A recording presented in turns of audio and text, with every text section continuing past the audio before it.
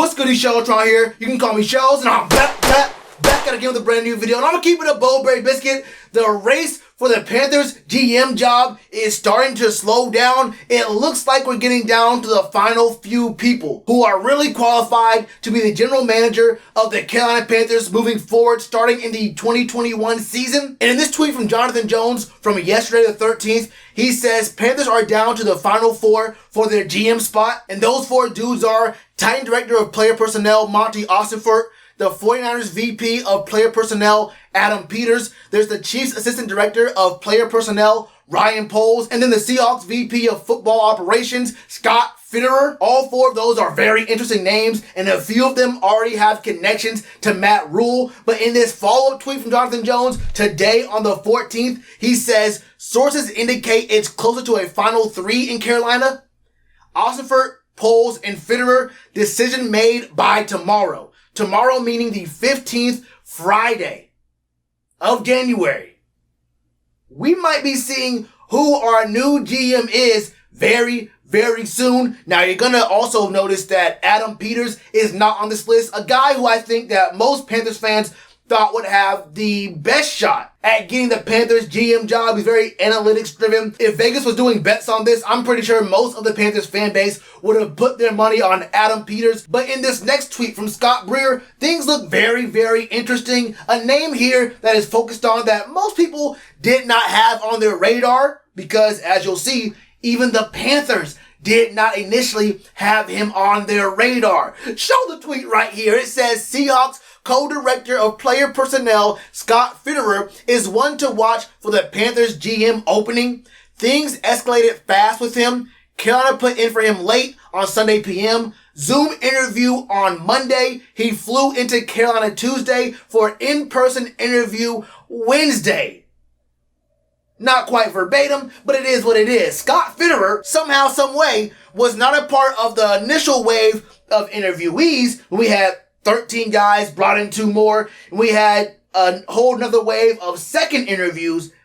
This guy, in a 4-day span, got picked, got interviewed, boarded a plane, and then had an in-person second interview. How? How did this happen? Who is Scott Fitterer? And why was he not on our first initial list of guys? What exactly about Scott Fitterer drew the Panthers' attention to him this late in the process, to the point where, wait, he got interviewed on Wednesday and now we're hearing there's going to be an announcement on Friday?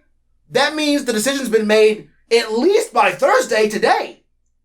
You don't decide the same day that you announce. I'm pretty sure that you have to go ahead and you probably decided by Wednesday.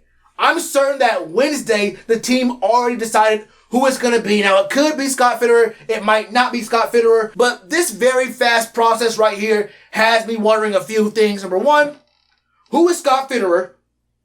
Number two, what are his qualifications?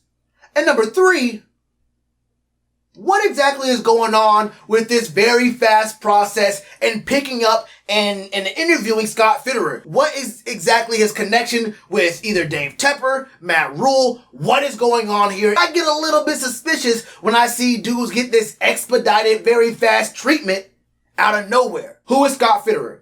As it says right here, he's the co-director of player personnel. I've heard co-director, I've heard VP. The point is, he's been with the Seahawks since 2001. And according to him in this interview in 2016, he focuses mainly on the college side of scouting for the Seahawks, or that's what his job was for the past several years. What does your job encompass?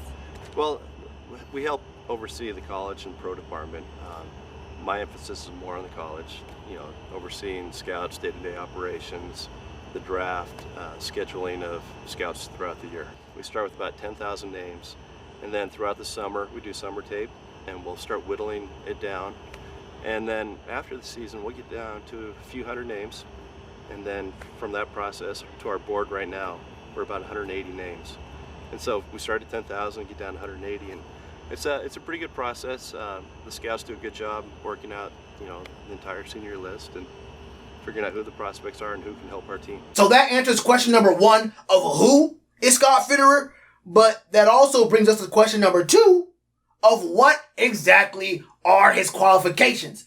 If we take what he says, his own words, he tells us that he is mainly in charge of scouting at the college level. Which means he's not doing, free agency stuff. He's not doing, contract negotiations. He's a guy who scouts college players from 10,000 names down to 158, down to the guys they draft. So I'm looking at what he does in the draft. So what exactly have the Seahawks done in the draft let's just go from 2016, because that's when that interview was. He's been on the team for much longer, obviously, but let's just go from 2016, right after that interview was conducted. I'm going to break it down, but I'm also going to leave a link in the description below showing you all the draft picks by year the Seahawks have had, so you can go through, look at every single person. But what I'm going to do in this video is look at all the first picks the Seahawks made in the past, 16, 17, 18, 19, and 20. So past 5 years. I'm pretty sure in 2017 they didn't have a first round pick. So look at their second round pick that year. I'm going to do a quick breakdown of that player and then also talk about other notable players in that draft. I'm talking about from the first round to the 7th. So if I do not mention a player's name, they were probably not very good or good at all or did not even play. So what you want to hear is me saying a lot of names in this next segment. And I will just go ahead and say this as a disclaimer. The Seahawks have been very good for a very long time. So it's not like these dudes are picking at the very tippy top of the draft. But that's not an excuse because we see a lot of guys do go. There's been a lot of talented players at the back end of the first and then second, third, and fourth. There's always guys in places. So keep it in mind, but don't let it control your whole thought process of a 7-round draft, okay? Let's get it. In 2016, their first round pick was a guard named Germain Ifedi, and Germain Ifedi wasn't all that bad. He's a name you hear on broadcasts every now and then for making good plays every now and then, but he has also not been all that great on the overall. This man, Germain Ifedi, is the definition of maybe decent, not quite mediocre, but not really someone you're trying to break your back to sign at any point. In his 4 years with the Seahawks, which if you can do math, you can understand, been in the league 5 years, first round pick, was not re-signed with the team, already kind of a red flag. 4 years with the team, he committed 9, 19, 11, and 13 penalties. In his second year, 19 led the league. 19 penalties committed, but also he allowed 21 sacks in those first 4 years. He allowed 5 his first year, 4 his second, 6, and then 6 back-to-back years in his last 2 years with the Seahawks. Had pretty mediocre PFF grades. And the only other notable pick in 2016? Nobody. 2017, the Seahawks did not have a first-round pick. So with their first of 2 second-round picks, they got a defensive tackle named Malik McDowell.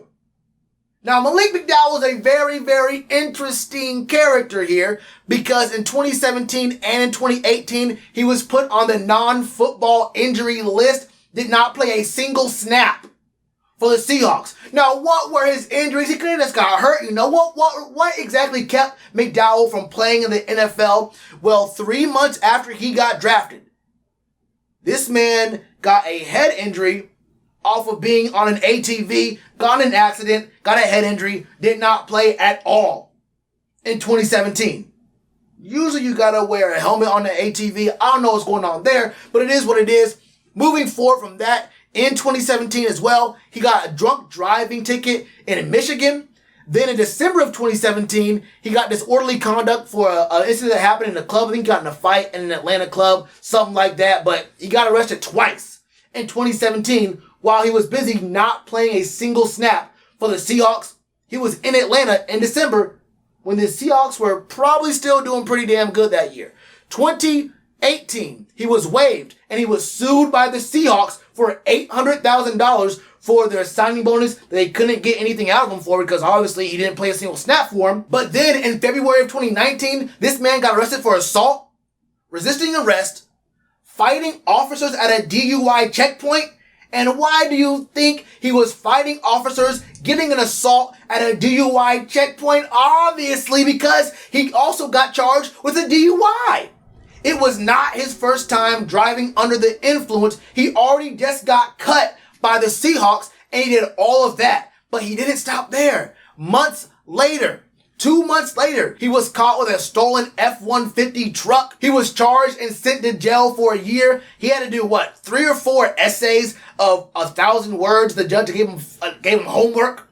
He had to get a homework assignment from a judge. That was their first pick of the 2017 draft. Not very good. But that draft wasn't all bad. They did pick up Shaquille Griffin in the 3rd round and Chris Carson, a very, very good running back, in the 7th round with the 249th pick.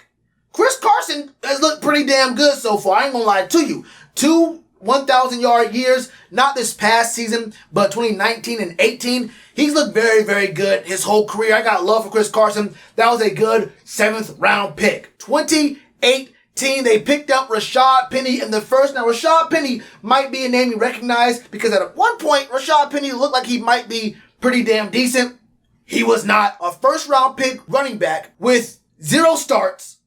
He played in 27 of 48 possible games in that 3-year period.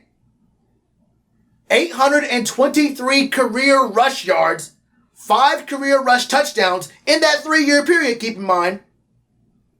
And he's not even a dual threat running back. I think he has 30 total receptions or 30 targets. He is not a pass catching threat. He is a one-dimensional back picked in the 1st round who has never really amounted to all that much. That's tough. But even that draft wasn't a complete wash because in the 5th round, they did go ahead and pick up Trey Flowers, a safety, pick number 146 or something like that. Trey Flowers is a pretty good safety. I got love for Trey Flowers. So it wasn't a complete failure in that draft, but only picking up 1 good player out of 7 rounds is not all that impressive. Let's move on to 2019. In 2019, the very first pick of that draft, round 1, defensive end, Lj Collier. Now, Lj Collier has 25 career tackles and 3 sacks in 2020.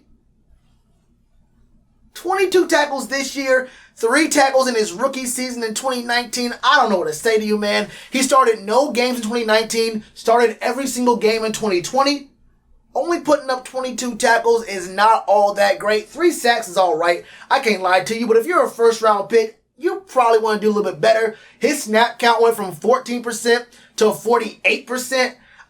Lj Collier, for me, so far, he's only been in the league 2 years, so far does not look like a 1st round edge rusher. Okay? He does not look like a 1st round edge rusher, so I won't lie to you, that's not a very good pick. But as we know, the Seahawks did come back with it. Round 2, they picked up DK Metcalf, one of the best receivers in the league right now.